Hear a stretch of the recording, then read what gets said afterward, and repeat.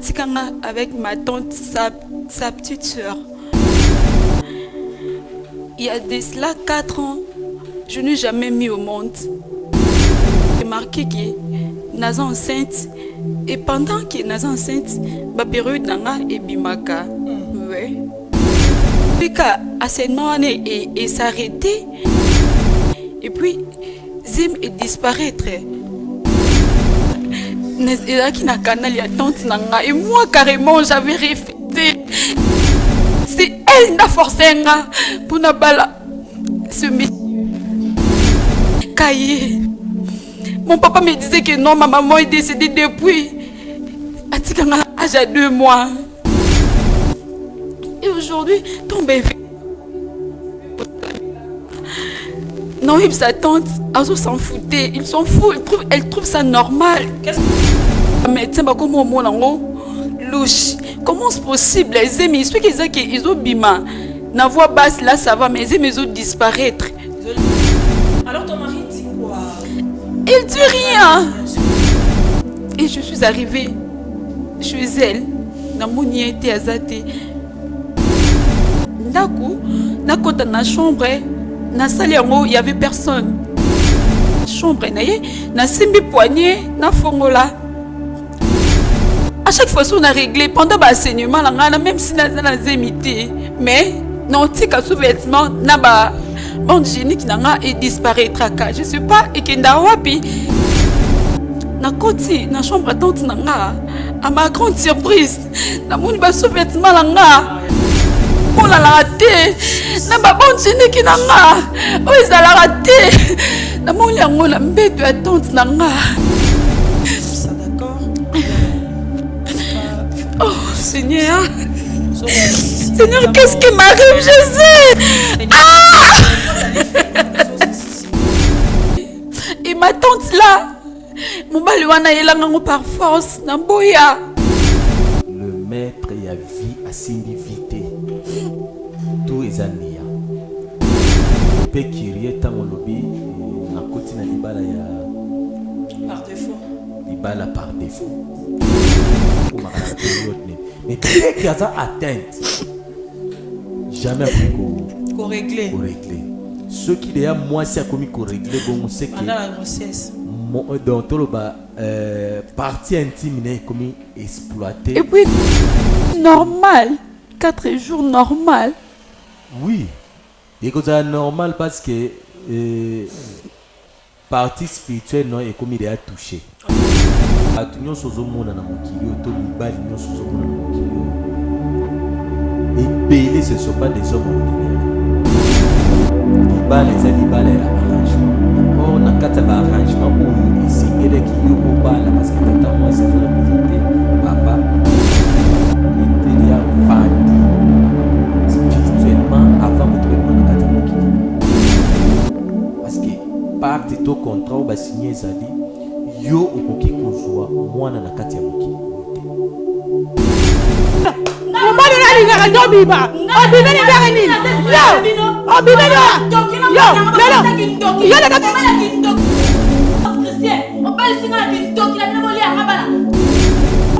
mama na bino akufa tika yo mwana moke na bokoli yo tina pesa mobali lelo banga na zando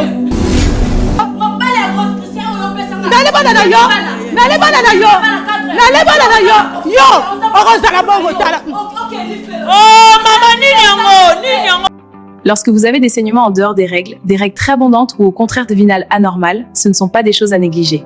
Parfois, ces symptômes peuvent être liés à des problèmes à l'intérieur de l'utérus comme des polypes, des fibromes, des infections, des adhérences, ou d'autres anomalies qui peuvent même être responsables de difficultés à tomber enceinte ou d'avortements à répétition. Lorsqu'ils ne sont pas diagnostiqués à temps, ces problèmes peuvent entraîner des douleurs chroniques et affecter profondément la qualité de vie de la femme. La bonne nouvelle, c'est qu'il existe un examen simple et précis appelé hystéroscopie diagnostique. À l'occasion des festivités du mois de la femme, le centre hospitalier Monsono lance une campagne spéciale de diagnostic par hystéroscopie. Du 1er mars au 30 mars 2026, 24 heures sur 24. Jeune fille Elenge Mokolo Mobange Bobengami na centre hospitalier Monsono pour la examen à hystéroscopie. Donc campagne est pour la maman, pour la bilingue basi. O bazali na problème to bokono o natangi komona makila ebele na tango ya ba règle komona makila moke to mokolo moke natanga ba règle bandeko basopaka zemi de façon répétée ba avortement bandeko bazana ba douleur na libumu ba douleur ici la raté pas sinase ya libumu to bengi si bien na campagne toza ko lancer ko banda mokolo le 1er mars kino le 31 mars ya mbula oto za 2026. Nos contacts plus 243 896 767 961 ou encore plus 243 829 853 318. Adresse avenue Centrale numéro 2, quartier Kaoka, entrée l'école de navigation et l'église Sainte-Marie-Goretti, commune de Kalamou. Nous avons la délivrance à Boété, nous avons la délivrance au pasteur Chico Azosala à la push ministry, et Zalanga monte na batou, et ça forcé. Donc tout le monde a la délivrance, nous avons forcé. Nous avons des mois sur le facilement. Et puis à Zoloba, donc ils ont kamusanga na zone sengo mingi, mais tant que tozoya awa solution ils ont zala dans l'immédiat. Yanga na kumbisi nzambe na mingi, na découvrir ministère. Ndi ma papa pata shiko makapo asala pour ngai yebe asala kanzamba abanga baenza kana na kaya basu na pota munene ba imatu tozali na pota kasa kuja aka pata shiko pota ngai sila basu ekauka penze masala pe ngato na ba na passe na pota pe pota zo ki batin beli sila raté et cela ba dessin ekauka raté donc ton na tonga pasteur asima ezaka ba service ni ya lavage de pieds donc na kota na bassin wana bassin panzana to bassin panzana to na assemblée la pour langa sur la minute dans ba pote sile kauka. Tu verras la main de Dieu. Si l'hôpital bata bokoko ba pasteur ndeka ndenge mais atoka bokokaite donc ni kana push ndepina donc ici mbaki ndaka na TV tandaka na TV apporter frère ici natali kamwa bonda sermo aya ko sel ko za ko vimi tan bonda ngabe kana ngabe. Pour votre conseil spirituel, consultation prophétique, délivrance, prière. Appelez apôtre Chico à Poam sur +1 678 206 65 35. Ngabe zalaka na foi ke pasteur ko sa simingai na obika. Donc pena yaga pe awa ton pena pe awa pe ton do abondela pona ngai siko na kuma ben siko sava. Ministère Push Bengan à +1 678 206 65 35. Bana ya France mobimba shalom. Nouvelle ezali ya malamu. Na kozalana bino à partir ya le 7 mars ti le 14 mars kati na Paris pour la délivrance ya moko na moko koleka en privé. Des fois ezalaka très important. Ya ko sala ba délivrance en privé pour na ko permettre biso ko kota profondeur ya problème na yo. Pe source ya problème na yo. To kota ki profondeur pour na bana autiste. Babika ki to kota ki modino pour na bato ya sans papier. Bazui ba papier. To kotaki profondeur pour na bata maladie ba bikaki binombo ko botala ba témoignage.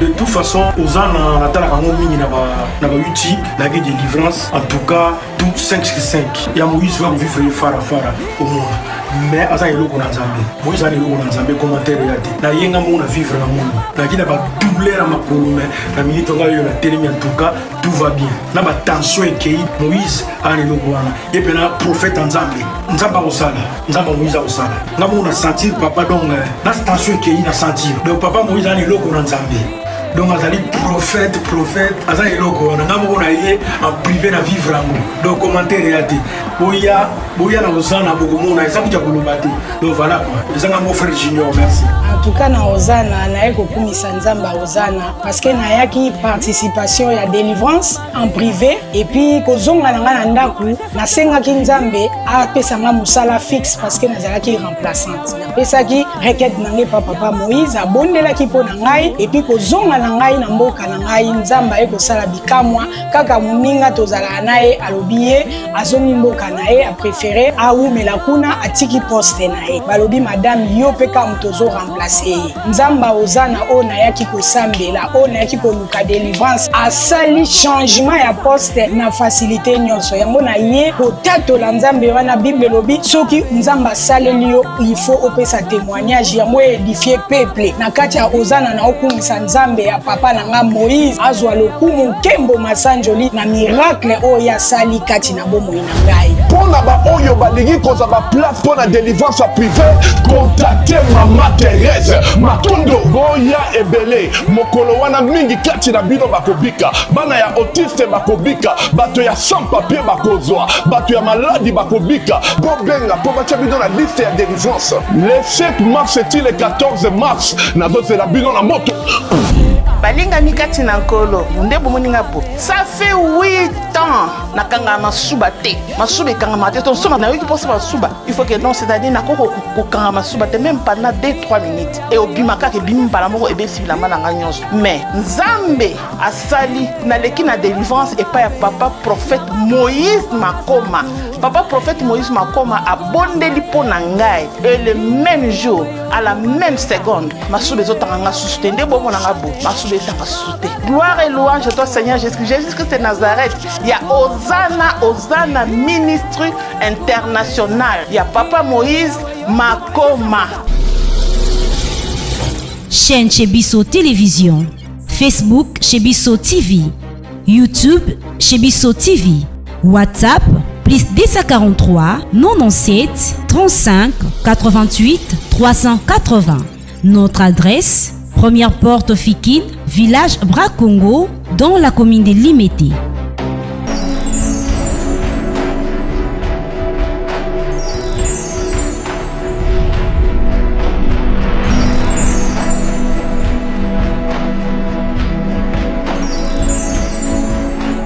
Pendant 7 ans, moi la guerre. Parce que jamais, ce qui moi c'était mon bas les obos tate, ndi yango ko tala ke boka bwana. Et là on y yo senga biso awa to sala nini pona to se yo botoni.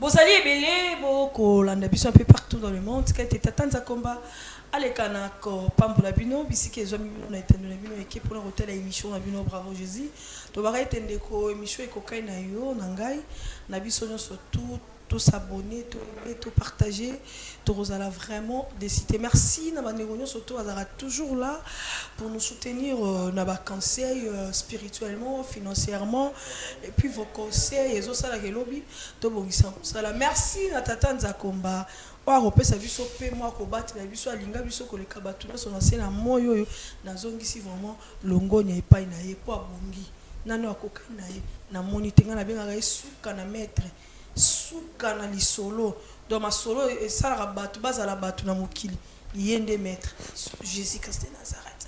Merci beaucoup na banégonyo surtout ozo benga bo retourna mitune belé par rapport à banégo les kana pona masolo na bango mama weti likamande kwa yakina ngo esuki ndenge nini likamande kwa yakina ngo esuki ndenge nini. Merci beaucoup nzamba pambola bino. Je tiens à signaler il y a une dame abenga nga pona ndeko mo absaki émission à papa Eric ya Brazzaville. J'ai perdu votre numéro ndeko azali ceux qui ont émission au bengi pour que bo solo la ndeko. Voilà, merci beaucoup. Na sengi kaka na yo moto yo nangai. Tozo so courage wana tito sa mambebele ya mabe. Ko kanga biso satana kangi biso na minyololo Christ aza pour ça libérer biso o sa libérer ndengeni so ro bimisi makambo o bomba la motema makambo ko leko oza malamu te o eza kitoko te o nzamba o sepela te so imokile o sepela te bon Seigneur Jésus Christ. Alors ngonga yango luka basala nzambe mususu bazali zinga ya betonga ezali bisika biso yo zali so romoni pe oui na benga basala nzambe bazaka na mawa Jésus. Gloire à Dieu. Nzambe alola akozanga te komi monisama na vie na ozwa vie yasika par rapport à ozoleka nango jour pour jour totika na quelques jours. Merci beaucoup na banégonyo surtout ozobenga biso pona Lubumbashi eza confirmé le 25 na le 26 déjà toza ko se préparer d'ici là je crois d'ici le 20 d'ici là en fait avant to comme le 25 toza déjà na Lubumbashi tout ce qui va soutenir na bino malamu mingi bo soutenir biso nyonso komona na benga otia mwa mokoloto na kati ya musala nzambe o tozokende kosala bandeko pe ya Lubumbashi bazwa pe ba grâce on nzambe tia na kati na biso babika. Merci beaucoup na bandeko nyonso surtout à soutenir orphelin continuez toujours à faire du bien bobo sanaba na te toza na viaza na matete numéro 27A référence ezali pour matete ba nous centre professionnel chez biso eza na kwenge numéro 2 et quand même kana mosquée centre professionnel eza wana. Alors botinda bana bayekola mosala koyekola métier atongi akomi ta okumba mutuka akomi chauffeur ayekoli ba make-up ayekoli esthétique coiffure audiovisuel makambo ebele kuno bakoyekola tinda mwana asala inscription ekozala malamu mingi ezaka na $10. Tolobi teke tokoteka mais on nzamba atie biso au cœur pe tobondelaki mpona kosala prière par rapport à une onction tolingi osoutenir mosala tozosala na $20 na yo mpona huile osoutenir biso mpona $20 no mpona huile d'onction ekopermettre biso tosala mosala nzambe taka toana esika te tokolue esika wana ça demande beaucoup d'argent mais à travers eloko oyo yo pambola biso na $20 biso topesa yo huile d'onction. Voilà, je suis passé sur le plateau, je suis avec Papa Thomas que je dis shalom. Shalom Mama Wichi. Comment vous allez? Nzamba batiri na ngolu na ye kimia ezali. Ah, ça c'est bien. Lubumbashi. Lubumbashi, jour J -8. Ah, -8 hein? Jour J -8, c'est pour bientôt. C'est pour bientôt. Tout ça déjà bien préparé pour la Lubumbashi. Tout ça na bandeko au bazana Lubumbashi. Bamilengele. Parce que tozoya Nzambe akozala au rendez-vous. Et puis naebi ke ba problème nyonso. Na kati ya vie il n'y a jamais eu un problème ce qui solution ezate. Très bien. Le étambola a toujours de peur. Ce qui au visé problème c'est qu'il y a aussi une solution quelque part. Okay. De la même manière, avec la foi, il y a aussi l'accomplissement. Il y a aussi besoin. Il y a très bien, merci. Belle chemise. Merci beaucoup, maman. D'accord. Yaya, topé sur Mbote. Mbote, maman. Babinga na kombo nani? Babinga na kombo ya Naomi. Comment Naomi? Oui. Naomi a ça en la vie, Naomi a ça mariée, Naomi a ça célibataire. Naomi a ça mariée par défaut. Vous êtes mariée par défaut? Oui. Ah. Il y a des choses. Bon, il y a ma Naomi, Madame Naomi, Toyambio, même si tu au lobby qui est par défaut, mais on te respecte étant qu'une femme d'autrui. On a présenté au Papa Fabien, l'homme de Dieu, Monsieur Maman Weti. Soyez le bienvenu. Bravo, Jésus. Je pense que nous avons ma coquille, hein? Ou à ta, moi partir à grâce et intelligence et à sagesse, n'a que maman on peut se solution. Mais tu sais, on ça, on va quand avoir tout ça. D'accord? D'accord. To koki ko sambela. Nkolo na bolingo Yesu Kristo nzamba lola totombio. Merci pour na ngolu oyo osopi likolo bomo na biso. Adonai soki tovandi awa ezali mokolo ya ndanga oyo sali likolo ya vina biso. Kwete mabota na yo kolo bazwa lobiko à travers Yesu. Seigneur, tosengi yo ndezala au centre. Et que libota oyo aina problème na kati sika oyo Seigneur azwa solution na oyo ezali milelo to ezali ba problème ya vina ye. Que ton nom aussi ezala élevé afin que otatoma na ba bikolo ebele na ba mabota ebele na kombono Yesu Kristo to bondeli. Amen. Amen. Madame Naomi, mariée par défaut, toujours. Pourquoi défaut? Oui, je suis mariée par défaut parce que je ne suis pas à l'aise. Ma vie a beaucoup de problèmes. J'ai tant de problèmes, je ne sais pas quoi faire. Je ne sais pas. Je suis orpheline. Je n'ai pas une maman, je n'ai pas un papa. Je vis avec ma tante. Et je n'ai jamais connu ma maman. Tu n'as jamais vu ta maman? Je n'ai jamais vu ma maman, ni l'une de leur famille. Et je vis avec mon papa. Mon papa est décédé depuis. Et aujourd'hui, je restais avec mon papa à Tikanga avec ma tante, sa petite soeur. C'est-à-dire, Comme tu es là, tu as grandi chez ta tante. En fait. Ouais, je suis grandie chez ma tante. Yenda Kolisio. Ouais. Papa na yo a tika yo. Papa na tika ngepa na ye. Et ma tante, je me suis mariée dans ma beaucoup à tante Nanga. Il y a de cela 4 ans, je n'ai jamais mis au monde. À chaque fois, je suis remarqué que naza enceinte et pendant que naza enceinte, ma période nanga et bimaka. Ouais. À plusieurs reprises. Et ça là, bon à plusieurs reprises. Et puis, si on a qu'à l'hôpital, médecin nanga, et ça n'a que non, ils ont des organes nanga.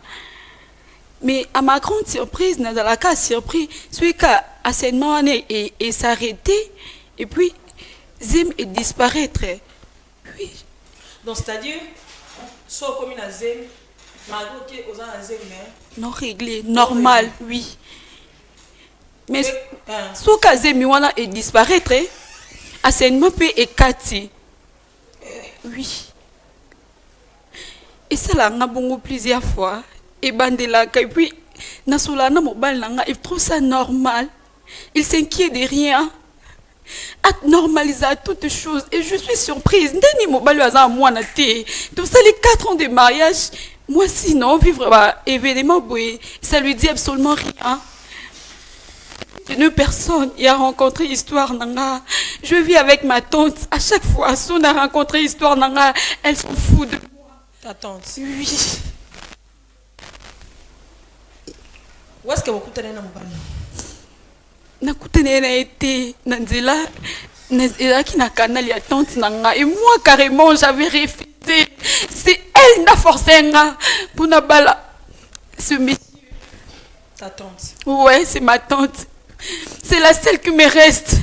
Parce que je n'ai jamais connu l'un de ma famille, ni la famille paternelle, ni la famille maternelle. Kaye. Mon papa me disait que non, ma maman est décédée depuis. Atikanga âge à 2 mois.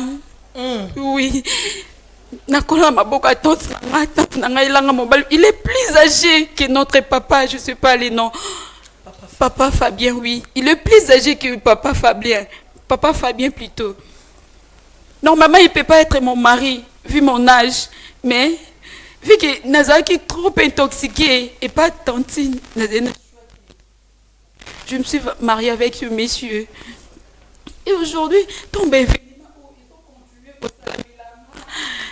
non, sa tante, elle s'en foutait. Ils s'en foutent. Elle trouve ça normal. Qu'est-ce qu'elle dit en fait? Elle dit toujours non, va voir le médecin. Va voir le médecin. Même le médecin, comme au monde, louche. Comment c'est possible? Les amis, ceux qui disent qu'ils ont bima, la voix basse là, ça va, mais les amis, ils ont disparaître. Oui. Ça fait combien? Combien de Très fois. C'est déjà beaucoup, imagine. N'importe manga moko. Nana maman te. Nana papa te. Nana allé quitter yaya te. Je me suis restée seule. La seule famille que tu connais, c'est ma tante, oui, c'est elle. Mon père qui est décédé. À part mon père qui est décédé, je n'ai jamais vu ma maman. Dans mon ande quoi, maman, mon côté. Je n'ai que ma tante. Et le mari qui m'a... Oh, balanga. Et à chaque fois, si on a une tante, elles s'en foutent. Mais elles s'en foutent de moi. Alors ton mari dit quoi? Il dit rien.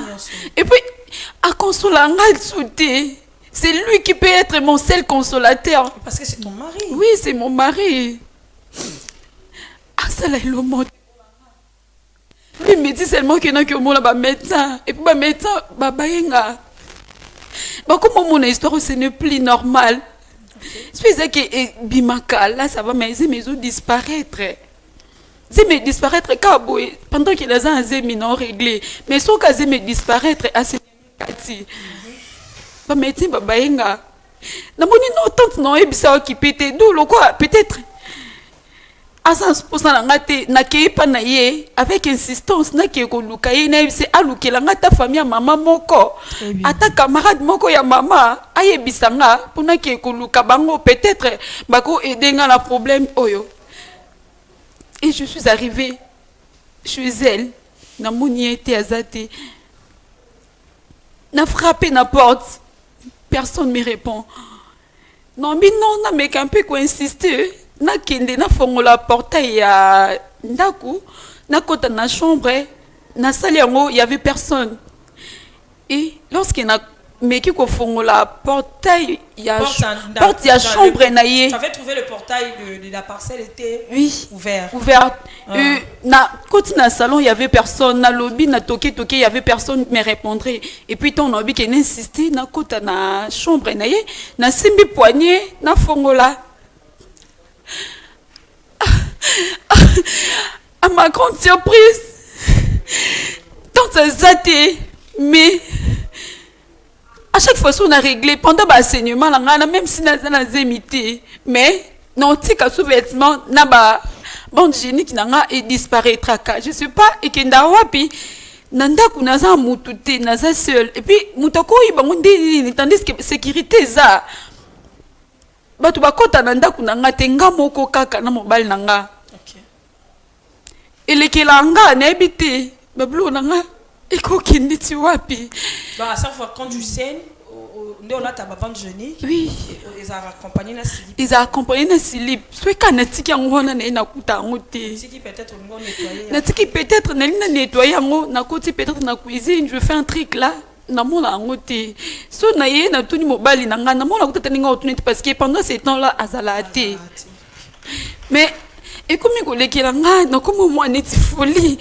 Nous, je ne personne. On a partagé nos problèmes. Et na koti na chambre tante nanga à ma grande surprise na moni ba sous-vêtement nanga sérieux je vous jure na moni ba sous-vêtement nanga oyo mo la raté na ba bonne ki nanga oyo za la raté na moni yango na mbeto ya tante nanga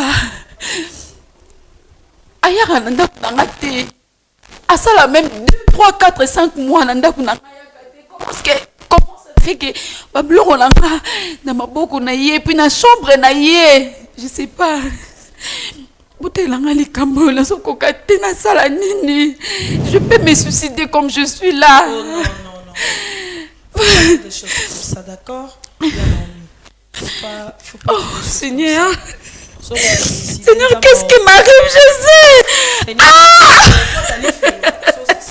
Faut pas faire ça. Tu vas te calmer un peu.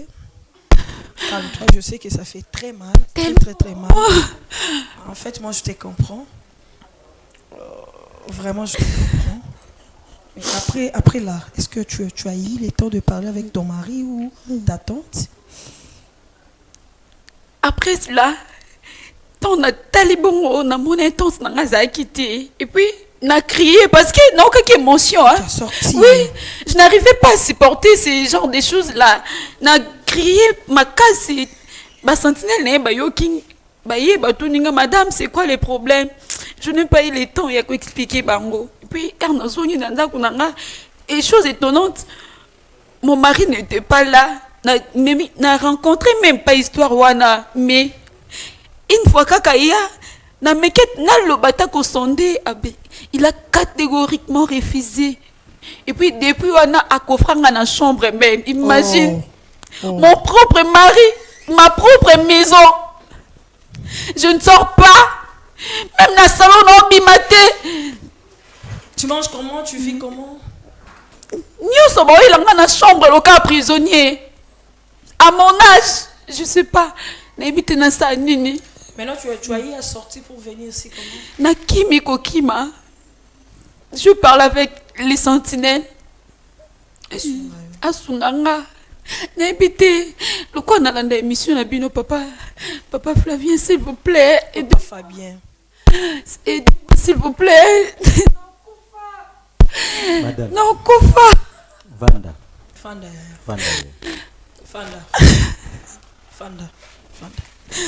Vraiment en tout cas le Camboué les kilo ta songa na zaki yo na lela kaka.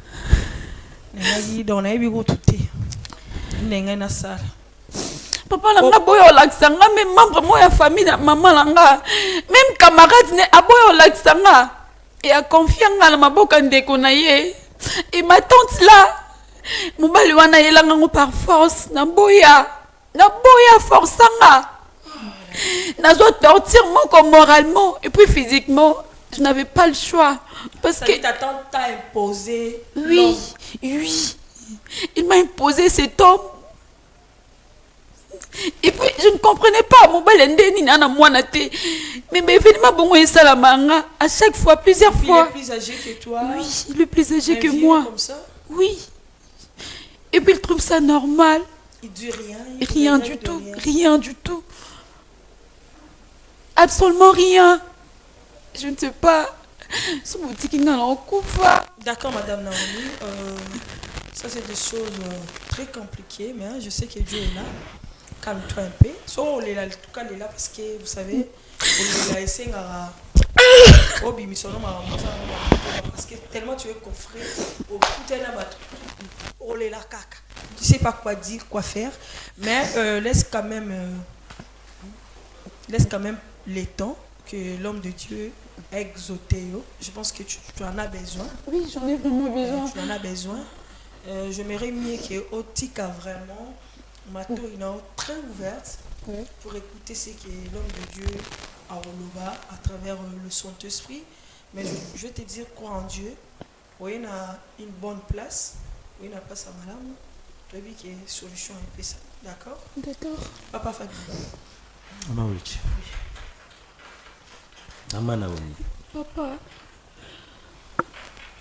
Iloga liboso na kuikasenga ezali. Olukana kimie kota katina. Parce qu'on peut bon kolela. On peut bon kobeta lisolo. On peut bon ko se lamenter par rapport à la situation où tous en mon avis. Mais ce qui le maître et a vie à s'inviter tout est ania. J'étais un peu curieux tant au lobby na koti na libala ya par défaut. Libala par défaut. Oui. Place pena curiosité na ngai kota ki ya mwana. Tant ka au lobby ya ngo na luka ki na comprendre pourquoi libala est la curiosité. Bible désolé bana biso e lobby les mariages eza institution moko eza divine. Oui. Or tant que c'est divine c'est que seul navigateur to seul maître qui peut gérer libala et sengeli za nzambe. Alors si Dieu est le maître ou gérer kadibala, ça dit tout doit être parfait et tout est sengeli qui na kata ordre moko oyo mutu na suke sengeli amona ka esengo et kimia na kata libala. Alors na kata likambo déclaré que au bali mariage par défaut, c'est-à-dire il y a quelque chose où il kotiwana oyo même yomoko yebite parce que quelque chose où ils par défaut, c'est-à-dire ils ont ça de la énergie nango totalité ndenge sengeli par défaut peut-être ils ali copie moko boye baluki ba adapter en cas par rapport à la réalité mais ce n'est pas où ils ali où sengeli au vivre au lobby au limu ici 4e et puis ton homme azo le vélo côté et puis il ne s'inquiète pas. Mais papa Thomas, quand tu vois des choses comme ça, est-ce que Nzamba Fungolio Lola, est-ce que tu as vu quelque chose parce qu'elle a dit que non, à Kenya la chambre à 30 n'a qu'écoute bah bilo qu'on a utilisé pendant les règles et c'est silip dans ta chambre à tantinaï. Maman wechi avant que tu aies kokota Lola Kolanda ou Lola ils ont payé ça. Tout est clair. Tout est clair. Atikala ko cédé ba bande hygiénique na yeto et puis ba sous-vêtement na ye et pas ya mutu côté. Par quel mécanisme est bungi et puis chose grave et puis eza bizarre ya ko digérer na domaine médical à chaque fois moi signons sur ce qui a commis enceinte. Premier signe où est ça les maka règle sengele kata. OK. Parce que tant on règle les okata, c'est une manière oyo les autres permettent makila oyo et bimakana moment où il y a impureté moi c'est zakanango ce sont les mêmes makila wana ya ngunde et constituaka pona ekoma kosala otubenga fœtus ba manzaka ebima ba suki ebima mikuwa et la ta forme ce sont les mêmes sang wana oyo moi si a dégagaka na moment wana oyo akomaka na période ne mais dès qu'il y a atteinte jamais ko régler ce qui déjà moi si a commis ko régler bon c'est que pendant la grossesse donc tout le partie intime n'est commis exploité et puis normal 4 jours normal oui et que c'est normal parce que partie spirituelle non est commis déjà touché commis touché dans sens nini tu sais tout ce que bato nyonso ozomona na mokili oyo to mibali nyonso ozomona na mokili oyo ebele ce ne sont pas des hommes ordinaires parce que mibali nyonso okomona ye aza mobali kitoko neti alati mwa kitoko aza na bambongo na ye mais na logique des choses ebele babengami na libala te mosusu akoki kokota na libala mpo na mission ya kobanda kodétruire mwasi nyonso abandoleka na nzela libala na chemin ya motu wana. Première place où j'ai compris dans l'histoire na porte fondée parce que dans le monde spirituel mutu akoki kozala jamais atteint de ce qui porte fondée na kati ya makila to na kati ya membre ya famille. OK. Donc aux qui victime premièrement limbisanga nazala ouvert na makamna oloba dibala eza dibala ya arrangement mais or na kata ba arrangement oyo esengelaki yo obala parce que tata mwasi azo représenter papa tant yo komi déjà na kati ya scène wana c'est-à-dire il y a des clauses où esalema oyo fait sengele ozala victime na yebiso yango te po obimisa bitumba vis-à-vis ya tata mwasi non mais nazo yebiso po ofongola miso oyeba place vie na yo ezo souffrir. Alors na kati ya ba clause o basali tous les fœtus oyo perdent tout bana oyo mona bazemi ezolimwa ce sont des êtres où déjà ils sont été déjà vendus spirituellement avant que tu puisses manakata mokili parce que pacte to contrat ba signé ezali yo okoki kozwa mwana na kati ya mokili oyo te. Or ça profite pourquoi babali so libala moko oyo ezali 100% spirituel ou physiquement au koki ko bénéficier na yango te wana isengeli nazala no direct pour na ko biso vérité libala oyo vivre na kati tu vis avec quelqu'un au azali 60% spirituel 40% physique. Spirituel dans quel sens? Dans la négativité pour comprendre peut-être l'âge. Oui. Oh, bah tu vas comprendre, bah tu vas dans la maturité spirituelle. Maman Naomi, papa, na vivakana binote. Il y a des phénomènes bizarres où yokutana na katanda kuno au moment avant ozwazeni. Il y a des ndoto au yolotaka. Oui. Au mona kapitumba ebele mais okoka ko saisir malamu te et utaka wapi pe banani babundisaka. Tout ça ezaka annonce moko nzamba ya révéla koke. Au monde ya bitumbozo banda c'est que calamité il y a des choses ezokokisa. Parce que na kati ya bana nyonso 4 oyo bungisi c'était des bana moko oyo ceux qui babima qui réellement na kati ya mokili. Balinga bazala bato minene. Vu que alliance ya libala no ezaki scellé na divinité moko ezaki négative. C'est pour cela que nous avons ciblé Makambo. Est-ce que Vané va derrière ça? Vané va derrière ça. Ah, maman oui. Makambo il a vu un problème yango. Vous avez la facilité à gérer Makambo et Seigneur na yebisa.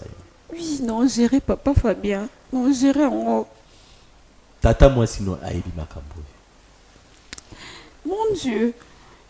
Aibi Makambo. Pose-toi la question, qu'est-ce qui fait que la bande hygiénique et puis la collection ou you utilisent à un moment wana pourquoi au Kenya vous retrouvez dans la chambre. Donc tout ça a été scellé les jours où la bande hygiénique no liboso tant au côté kinda kwa dibala. Les restes comme ikaka offrande moko bazo bakisa kaka pona ko vénérer hôtel wana ils ont toujours na kati activité ils a toujours coupé ça ou ils a dit ba holocauste ou ils a dit malamu pona divinité to déesse ou ba on va servir. Quand on a parlé que mon bal Noazali 60% spirituel, tu as compris? Oui, je compris. Vous comprenez? Tu as compris quoi? Donc 60, peut-être il est sorcier, si je comprends bien. Comment on a sorcellerie? Sorcellerie écoute ça. Peut-être il peut être spiritualité négative ou ils a mouké makasi que les gabatinios. Sorcellerie. Ils ont ramené le côté na kati spiritualité. D'accord. Donc ça plus que ma sorcier. Il y a un monde qui tant yo père d'arabana il se soucie de rien parce que ayebi cause ayebi bit il y a perte ya bana. S'il vous plaît, est-ce que nakubenga tante na ngayawa? Kobenga tante c'est un problème té. Mais problème est allé yo moko personnellement. Au mikoti ici na kati ya voûte moko ezaki bien préparé au yo moko spirituellement oza na poité ya comprendre. Na mikoti singa moko te za réalité nde imposer ma vie oyo. C'est calme, c'est calme. Qui séduit par rapport ya o bayebisaki yo ba assurer ki OK avenir ozala bien a oza charge na yo tout ça mais ce n'est pas ça au chemin onza ba bongisaki pona yo. Merci beaucoup papa toi. Je crois makamusus toko sur la nier ce qui ndeko o azoya akoma. D'accord, merci beaucoup. Je pense que ceux qui maman sont prêtes à côté, ceux qui sont prêtes tu pause et puis on se retrouve. Merci. Orphelinat Bravo Jésus, chaque enfant a droit de briller. Shalom, shalom, peuple de Dieu, shalom, shalom, bana nzambe. Eza maman Lydie aye kobe ta porte pour na orphelinat Bravo Jésus.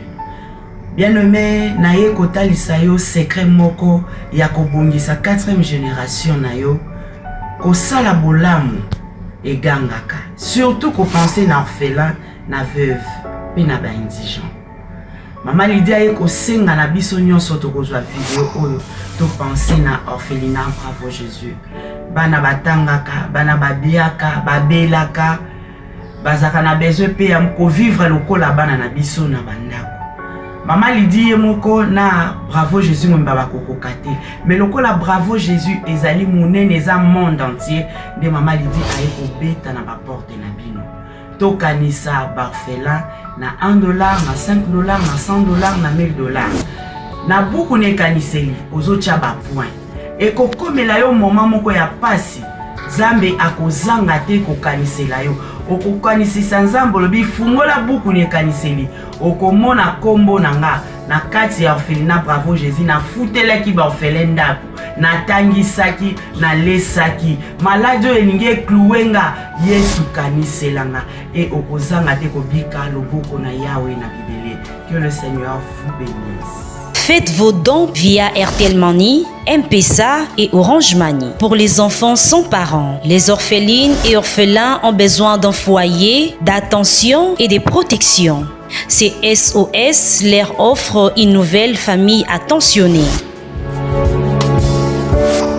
Orphelinat Bravo Jésus, chaque enfant a droit de briller.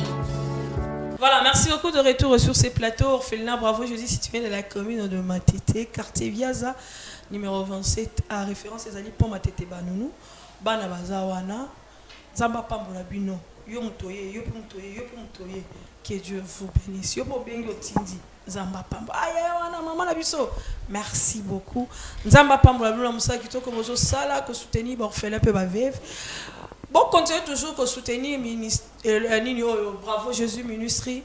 Bon, continuez toujours à soutenir en Ouezala Malam parce que Bravo Jésus Ministry et autres en Lubumbashi d'ici là, je crois dans 8 jours, tout comme on dit à Lubumbashi. Nous n'avons pas de réunion sur Lubumbashi, nous n'avons pas de réunion sur Wakanisi Wasali. Bon, Kanisa Biso, pardon. Tosengi. Bidje Leki Moulai, pour soutenir Biso pour tout ça. Merci beaucoup. Centre professionnel chez Bisso, et en a Kwenge numéro 2. Boti d'abord la métier, couper couture, esthétique, maquillage, coiffure et puis maintenant ces alliés audiovisuels auto-école au Tindibana Barozala jamais déci. Inscription est à $10. Voilà. Madame Naomi. Maman. Vraiment. Ok, on va ça dans un balobi. Ce que moi j'ai compris dans le langage, il y a papa Fabien, que ton mari et ta tante vont liés. Oh, on va comprendre. Je ne sais pas ce qui pose à qui.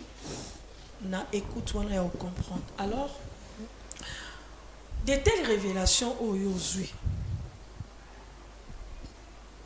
Surtout quand mon bali na yo. Tout attend moi na yo. Réaction nous ou bien tu es sûr qu'ils vont croire. Même si ils vont pas croire, mais bah y a quand même. Parce que tu as des choses. Oui. Oui. Surtout ma tante. Surtout ta tante. Oui. Maintenant tu as fui de la maison comme ça, de ton mari, chez toi. Tu vas rentrer comment avec je ne veux plus rentrer. Je veux plus rentrer. Je préfère même non comme un phaseur. Ah non. Oui. Je vous jure, madame. Parce que non, quand on vit je ne saurais plus supporter. Non, je ne dois même pas pongi. Et puis la méchanceté à mon mari. À quoi vous m'avez même na boutou. Bah c'est monsieur Bakoufa bon. Oui. La bête a koufi. Mon bala kanga qui est. C'est dur, je sais. Bah quand il a un moi si à côté. Abi, elle a vraiment besoin de sa tante parce que bon quand il a un maman, soit maman commis, à mes kaoko tapeto, il y a banding togo au sala. Parce que les Camboyans n'habitent pas vraiment très très très délicate. So on a vraiment la coquille au CD puis pas côté la bisoye parce que yaya. Toko tata moi aussi. D'accord. Parce que maman lobia, maman ezali très bouleversant, très choquant, tellement délicate. Nous avons la possibilité de prendre de vie à tata moi ici. Malgré moi, je crois à l'homme de Dieu par rapport à sa révélation. Naïba pourquoi ça a raison et pourquoi ton père aussi a cédé qui veut pas naïe avec sa famille. T'es pas côté là, non, tata moi aussi. J'ai besoin de cette tata moi aussi. Bonjour tata moi aussi. Bonjour. Oui ça non. Yo au bibi sans permission, au bibi na permission na no bibi pe oye awa. Oye ko sa ni awa. Ko mbai na una zole ko na nda ko sa ni. C'est ce que tu es risque. Tu es risque d'accomplir ta mission. Maman, les camini. Ah, bibi, c'est permission. Où tu es là? Mais qu'est-ce que c'est? Mon bali n'est pas quoi yo. T'es? Aza moi nangai, moi nangai. Moi na yo. Ce que soit n'gabi pas c'est mon permission. C'est ma permission. Oh. On va la personne bata. On se risque. On accomplit mission là yo. Maman, fana non. Azo kanela pese mbata bo vandi chez superben maman. Non, personne bata no za. Enfin nana. Oza ni na beba tu batala. Hein? Yo. Oza poli oza benen poli. On va hotel mission pas nous oza na hotel mission. T'as du courage. Oza courage maman. Après avoir accompli une mission là yo. Moi ça li bala ça ninya. Moi ça li bala fouati. Accompli une mission là la bêtise. Ça ninya. On va la tête. Oza courage. Sorcière que tu es. Porter plainte. Na ko kalisa yo. On va faire ça. Afani sama la bébé. Maman comme na king, maman comme na makola, on na ya fanda awa. OK? Amenenga. Na ça dit, je suis pas mineur moi. Nga ça gamin que je suis déjà une maman là. OK? Na on va la tête. Oui, mais problème. Non, que pas été, na ko kenete. Non, kenete. Non, kenete comme maman bongote. Soit disant tante sorcière. Maman malé. Méchante que tu es. Aïe ko ça ninya wa. Aussi. Aïe ko ça ninya tika na chambre pour essayer. Maman bé. C'est là non. Otiki na chambre pour. Et comment il na koyoka te. Na koyoka. Papa on tikela ngoko comme ça a joué. Asa outillage na yo. Oyoka te quoi. Maman qu'est-ce que moi ça motema mabe wa tante. Na ba carrément ta moi. Ça nini ya mabe. Ya meni ngala so. Maman, tika nanu kusimba boye. Vous avez poème naie.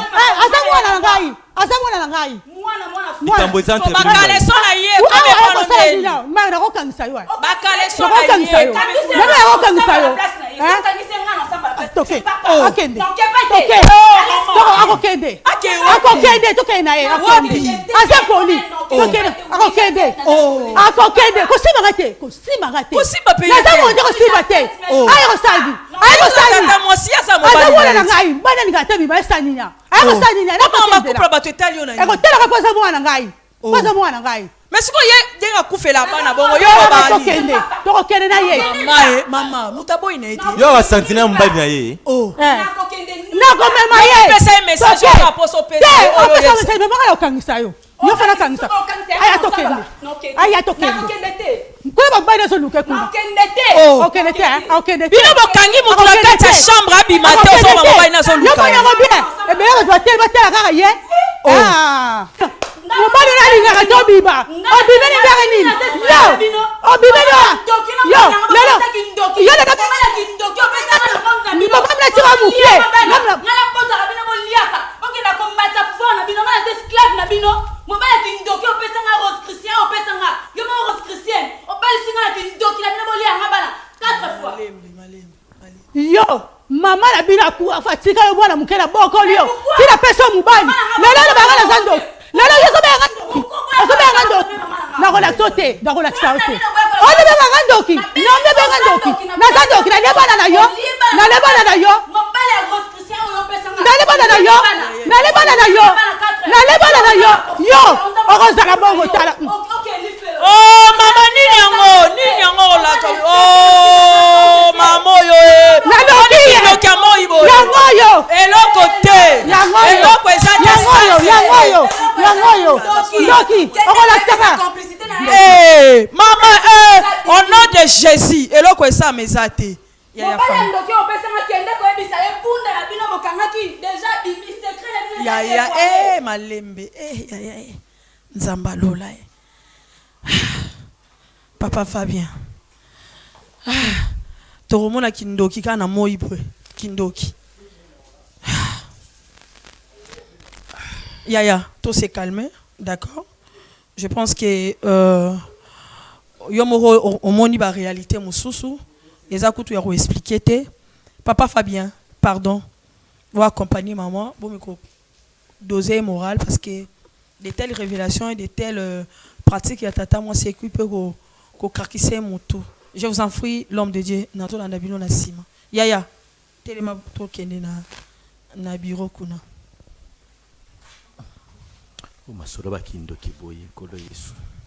Voilà, merci beaucoup. Je pense qu'on est arrivé à la fin de cette émission. Et c'est un endroit soto landelaye et Rosala Mala mingi. Non, on va écouter un commentaire. Soyez Christ à zongité. Liwa payete. Tokuta lambalasima. Que Dieu vous bénisse. Merci. Bravo Jésus Ministry organise 2 jours de prières intenses du 25 au 26 mars 2026 de 8h45 à 14h juste.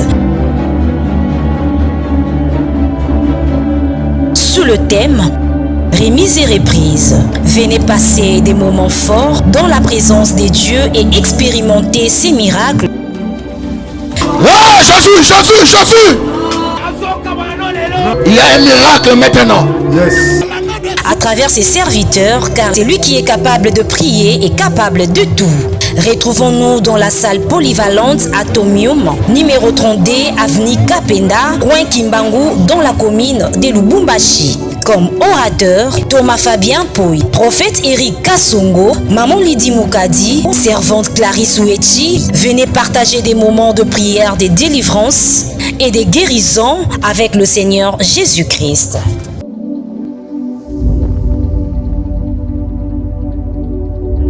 Juduric House, nulle part ailleurs, Katia Lubumbashi, la Golf Plateau, avenue Abidjan, numéro 18.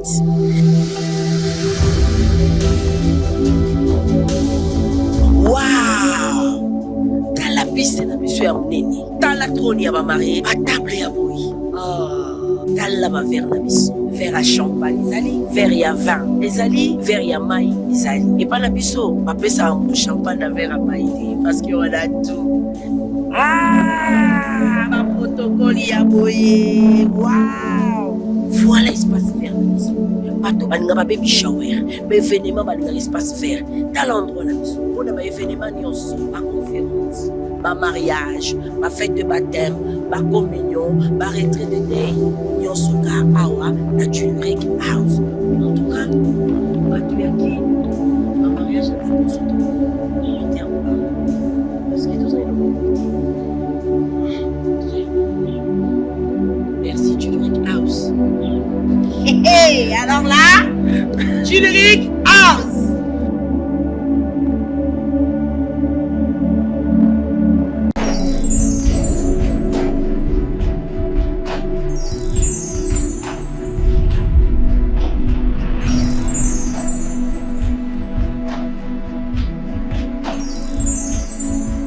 Tu peux prendre 7 ans, moi la vie.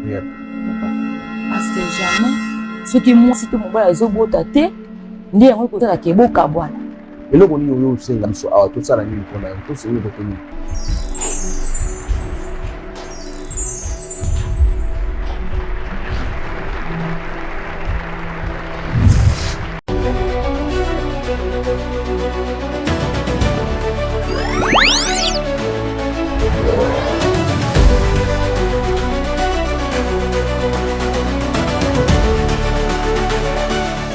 Chez Bisso Télévision, la chaîne qui vous ressemble.